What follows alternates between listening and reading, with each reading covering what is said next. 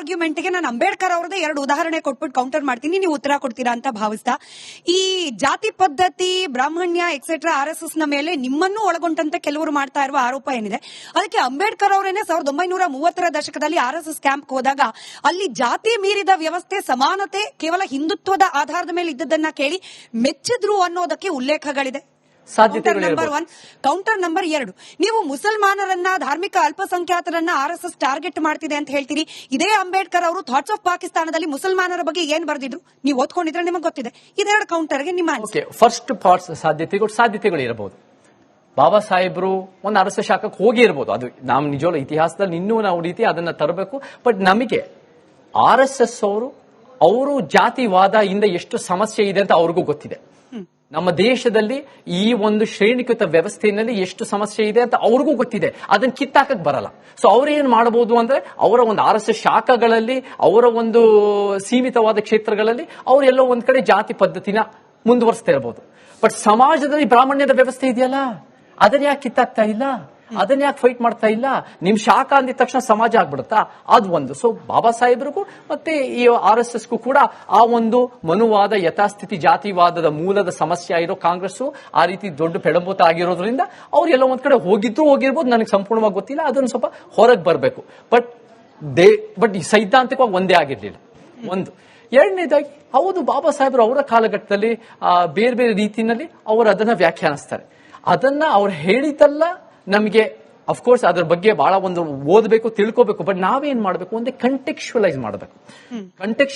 ಅವತ್ತಿನ ದಿನ ನಮಗೆ ಬಾಬಾ ಸಾಹೇಬ್ ಆಗಿರ್ಬೋದು, ತಂದೆ ಪೆರಿ ಆಗಿರ್ಬೋದು, ಜ್ಯೋತಿ ಬಾಪುಲೆ ಆಗಿರ್ಬೋದು, ನಮಗೆ ಒಂದು ಸಮುದಾಯದ ಗಂಡಸರು, ಜನವರ ಹಾಕೊಂಡಿರೋ ಗಂಡಸರು ಎಲ್ಲಾ ರೀತಿ ಪ್ರಾಬಲ್ಯ ಹೊಂದಿರೋರು.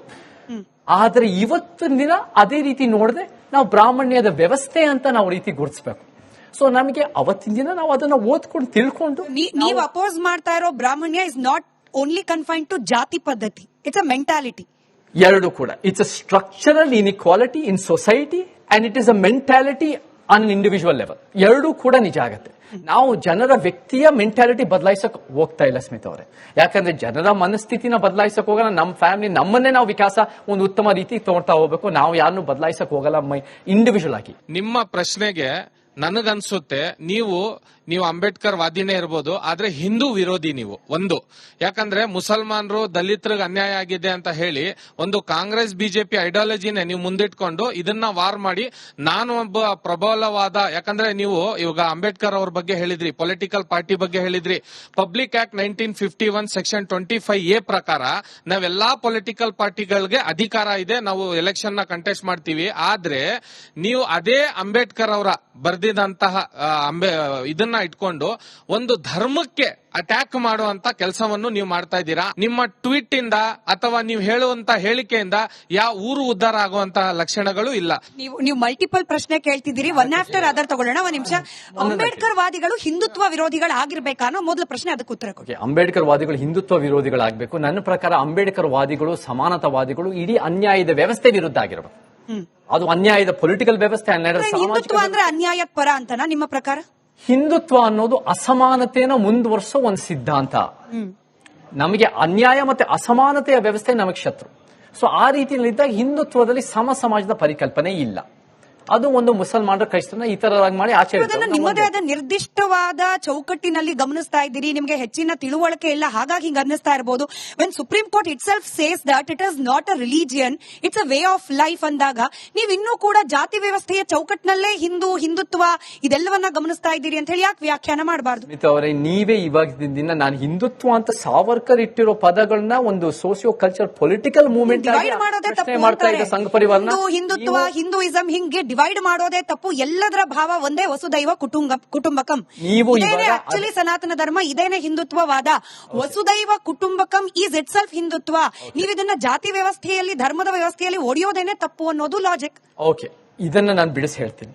ನಾನು ಹಿಂದೂ ವಿರೋಧಿ ಅಲ್ಲ, ನಾನು ಅಸಮಾನತೆ ಮತ್ತು ಅನ್ಯಾಯದ ವಿರೋಧಿ ಅಂತ ಹೇಳ್ತೀನಿ. ಒಂದೇ ಅರ್ಥ, ಹಿಂದೂ ಅನ್ನೋ ಪದ ಮೂರು ರೀತಿಯಲ್ಲಿ, ಮಿನಿಮಮ್ ಮೂರು ರೀತಿಯಲ್ಲಿ ನಾವು ಅದನ್ನ ವ್ಯಾಖ್ಯಾನಿಸಬೇಕು.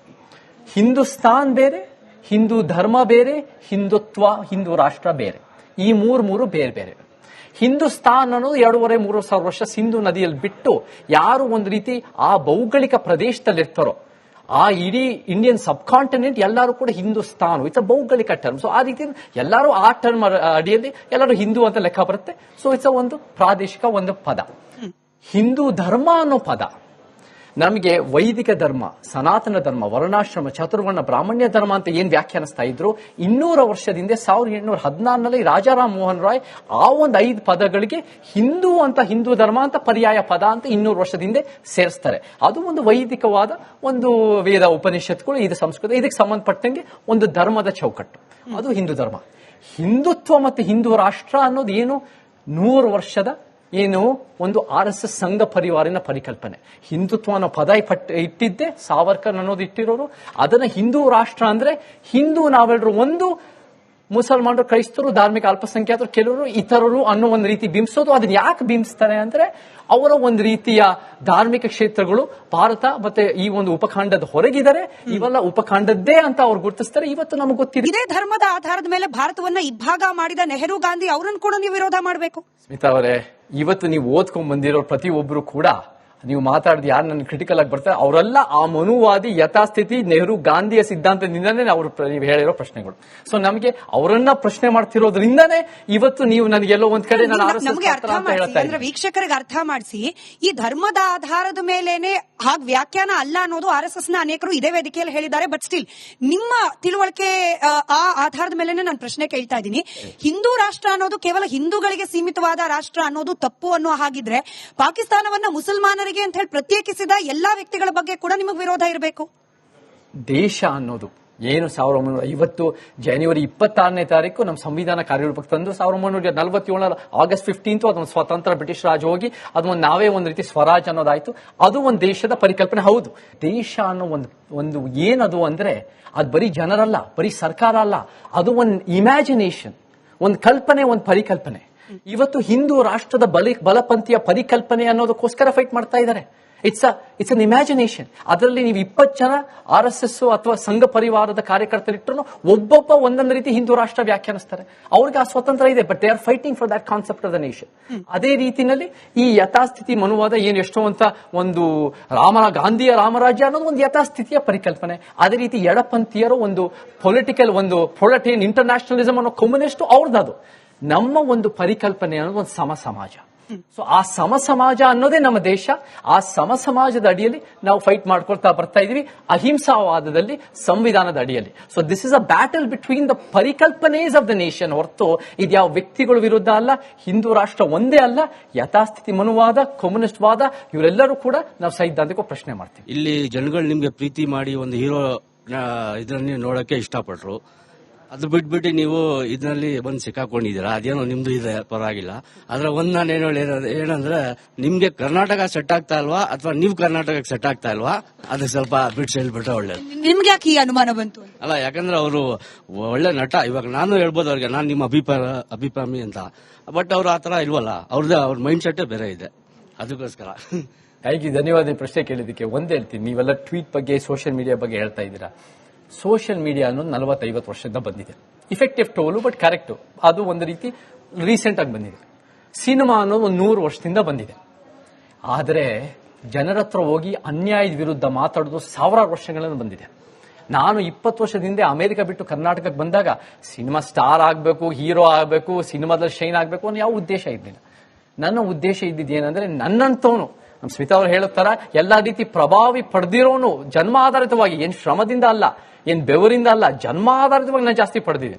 ಅಂತದನ್ನ, ಆ ವ್ಯವಸ್ಥೆಯನ್ನ ನಾನು ಸರಿಪಡಿಸಬೇಕು, ನನ್ನ ಕೈಲಾದಷ್ಟು ಅಳಿಲ್ ಸೇವೆ ಮಾಡಬೇಕು ಅಂತ ಬಂದಿದ್ದು.